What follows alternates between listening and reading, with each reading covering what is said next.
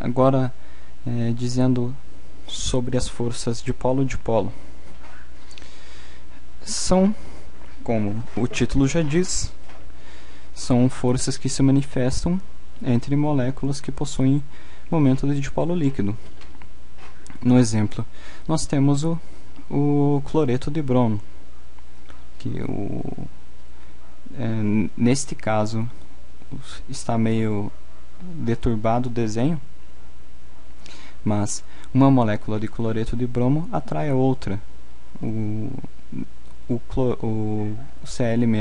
tem uma carga, Cl- não, desculpa, o átomo de cloro tem uma carga parcial negativa e atrai a outra molécula de cloreto de bromo, só que pela sua parte que possui uma carga parcial positiva. E assim nós possuímos aqui a expressão da energia potencial quando se fala em interações dipolo-dipolo. O μ representa o momento de dipolo líquido, ou seja, o momento de dipolo da primeira molécula, vezes o momento de dipolo da segunda molécula. Nesse caso, os momentos são iguais, porque são moléculas iguais, e sobre a distância entre elas ao cubo. Ou seja, nós tínhamos uma interação cuja energia potencial diminuía ao quadrado, pelo quanto sua distância aumentasse, a energia potencial, ignorando o sinal, só considerando o módulo, diminuía ao quadrado. Já nas interações dipolo-dipolo para moléculas estacionárias, essa energia potencial diminui ao cubo pela distância. Ou seja, considerando somente o módulo dessa expressão, nós percebemos que as forças dipolo-dipolo são mais fracas do que as forças íon-dipolo, o que é de se notar empiricamente, já que as forças dipolo-dipolo, esses dipolos se comportam como mini-íons, se podemos dizer assim. Eles não possuem uma carga líquida real, mas sim uma carga parcial. O átomo de cloro, como é mais eletronegativo que o átomo de bromo, atrai os elétrons para si, e o átomo de bromo fica positivo, parcialmente positivo. Essa expressão da energia potencial aqui mais embaixo é para moléculas que estão em movimento de transação. Quando que as moléculas vão estar estacionárias e quanto que elas vão estar em movimento de transação? Elas vão estar estacionárias quando o composto estiver no estado sólido. Na verdade, ele vai ter uma vibração, mas podemos considerar que as moléculas vão estar praticamente estacionárias. Quando o composto estiver no estado líquido, as moléculas vão ter uma certa movimentação, mas não alterará muito. Nós poderemos considerá-las como estacionárias em relação às outras, uma em relação às outras. Já na fase gás, as moléculas vão estar em movimento totalmente aleatório e liberto umas das outras. Podemos ver aqui que, no caso de moléculas que estão em movimento de transação, a energia potencial, considerando somente o módulo, diminui pela sexta potência da distância entre as moléculas, ou seja, nas forças íon-dipolo, a energia potencial diminuía pela segunda potência das distâncias entre as moléculas. Na dipolo-dipolo estacionárias, diminuía pela terceira potência, e quando as moléculas estão em transação, a energia potencial diminui pela sexta potência. É fácil perceber isto, já que imagine essas moléculas estando em movimento de transação. O dipolo positivo nem sempre vai estar perto do dipolo negativo, porque ele vai estar em um movimento E esta molécula vai ter um movimento totalmente independente, não terá sincronia alguma. Então, muitas poucas vezes, ou digamos em intervalos de tempo muito pequenos, este dipolo vai estar em contato com o dipolo positivo.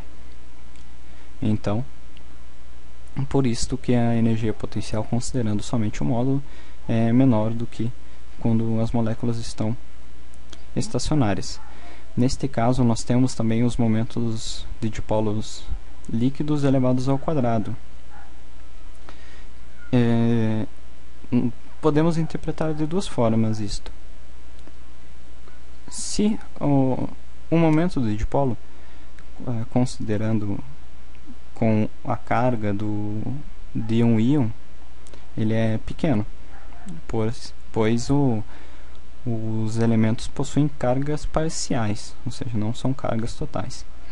Então, um número pequeno elevado ao quadrado torna-se menor ainda, o que dá uma ideia de que as forças dipolo-dipolo de moléculas que estão em transação são bem menores do que as forças dipolo-dipolo de moléculas que estão estacionárias.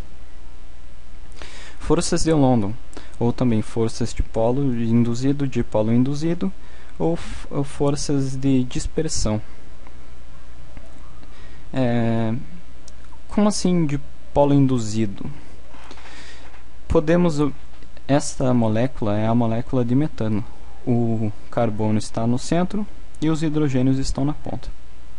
Relembrando um pouco de modelo atômico, lembramos que os elétrons se comportam como nuvens, ou seja, eles estão dispostos como nuvens ao entorno dos seus átomos. Isto aqui que estou mostrando nesta figura é chamado de mapa eletrostático. Então ele dá uma ideia de como os elétrons estão dispostos no composto. Neste caso, e também no mapa eletrostático, as cores diferenciam os centros negativos e positivos. Um centro positivo é representado pela cor azul e um centro negativo é representado pela cor vermelha. A cor verde é intermediária, então é como se a carga estivesse disposta uniformemente. Mas a molécula de metano e todas as moléculas que existem na natureza, elas não estão paradas, elas se movimentam, e com este movimento a carga não fica disposta uniformemente. Ou seja, cria-se uma carga parcial positiva aqui e uma carga parcial negativa aqui, por exemplo. Então, os elétrons estão se movendo e cria-se cargas parciais em certos instantes em vértices da molécula. Então, o que é dipolo induzido? São dipolos que surgem e desaparecem de acordo com o passar do tempo. Claro, se os dipolos induzidos são dipolos que não são permanentes, então a interação será mais fraca, já que eles só ocorrem em curtíssimos espaços de tempo, o que podemos perceber pela expressão matemática. No caso das forças dipolo-dipolo, nós temos a energia potencial, considerando somente o módulo, diminuindo pela terceira potência da distância entre as moléculas. No caso das forças de London, nós temos a energia potencial diminuindo pela sexta potência da distância entre as moléculas. E também nós temos aqui na expressão, no caso de α1 e α2, nós temos a facilidade da deformação da nuvem de elétrons. Ou seja, como a facilidade dessa nuvem se deturbar, ou criar cargas parciais ao longo do tempo. É de se imaginar que essa facilidade dará-se principalmente quando nós tivermos um átomo grande, já que a distância até os núcleos será grande também, e os elétrons terão menos atração ao núcleo e poderão se mover mais facilmente. Então, um aspecto muito importante quando se fala em forças de London ou forças de dispersão é que as forças de London crescem com a massa molar, ou seja, crescem com o número de elementos presentes no composto e também com o tamanho dos átomos. Então,